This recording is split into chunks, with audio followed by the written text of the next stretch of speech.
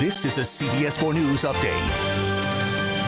Good morning, I'm Frances Wang. Disturbing news on the summer surge of COVID-19 in Florida.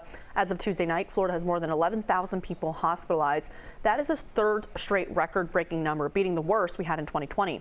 The Florida Hospital Association says 96% of those hospitalized are unvaccinated. Miami Beach Mayor Dan Gelber says the Florida Department of Health is intentionally leaving local officials flying blind.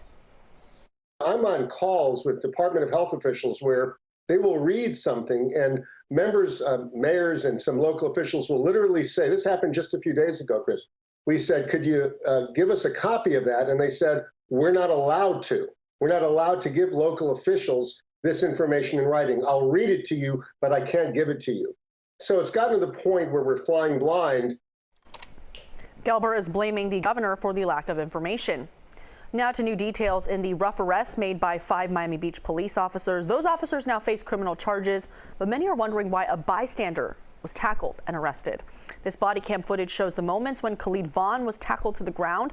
Experts say an ordinance recently passed by the commission arguably justifies the officer's behavior. Retired Major Ignacio Alvarez, who is now an attorney, says the ordinance was put in place to prevent someone from interrupting or hindering an officer from doing his job, but it does raise concerns. Former Senator Dwight Bullard agrees. You have this scenario where there are a multitude of police who are now piling on to one individual who had no weapon.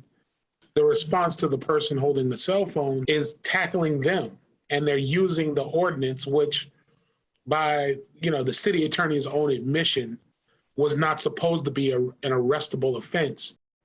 The 5 officers are relieved of duty with pay.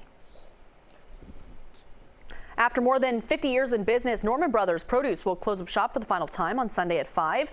So you have just a few more days to stock up on the fresh produce, seafood, homemade baked goods, and healthy-to-go meals Norman Brothers is known for. The owners of the iconic market sold their landmark business in Kendall to a developer who plans to build a 125-bed hospital-sized assisted living facility. Now, CBS 4 weather with meteorologist Lisette Gonzalez. Oh, so sad to hear that they're closing, as I really enjoy the milkshakes from there, and the produce is pretty awesome too. Looking at the radar and satellite, we are dry for now, but as storms develop this afternoon, some could turn strong. Keep your rain gear handy. Highs around 90, feeling like the upper 90s and hundreds.